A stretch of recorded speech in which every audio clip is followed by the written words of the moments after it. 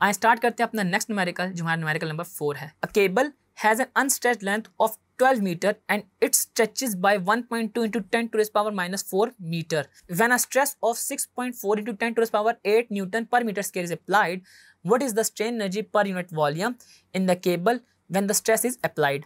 आपने इसके अंदर strain energy per unit volume को फाइंड आउट करना है। इस तरह का हम एक न्यूमेरिकल पीछे करके भी है, न्यूमेरिकल नंबर 2, जिसमें हमारे पास लेंथ गिवन थी दैट इज 12 मीटर और हमारे पास जो चेंज इन लेंथ है इसमें वो है 1.2 into 10 to the power minus 4 metre.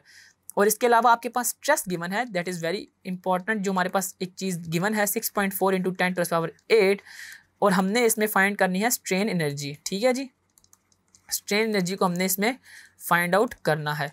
और आपको स्ट्रेन एनर्जी का फार्मूला इसमें याद होगा strain energy per unit volume का, कि half of stress multiply by strain. और हमारे पास स्ट्रेस ऑलरेडी गिवन है तो स्ट्रेन हम इसमें फाइंड आउट कर लेंगे by using delta L over L करके। तो इनकी वैल्यूज़ को इसमें पुट इन करते हैं, ई के अंदर इसकी वैल्यू पुट इन करते हैं, हाफ आ गया।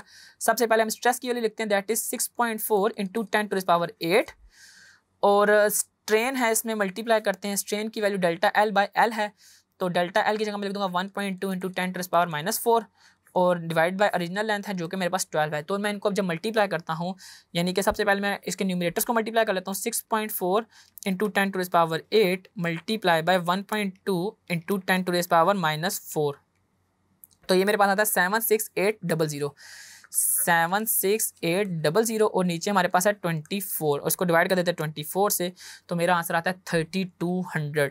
और हमारे पास जो इसके यूनिट्स होंगे वो अगेन हमारे पास जाउल पर मीटर क्यूब होंगे, क्योंकि हमारे इसमें जो एनर्जी पर यूनिट वॉल्यूम को फाइंड आउट करना था, एनर्जी के यूनिट्स हमारे पास जाउल होते हैं जबकि वॉल्यूम के जो यूनिट हैं वो हमारे पास मीटर क्यूब होते हैं। और अगर ये चीज़ डिनोमिनेटर में लिखी हो तो हमारे पास पर मीटर क्यूब की फॉर्म में हम उसको लिख रहे होंगे।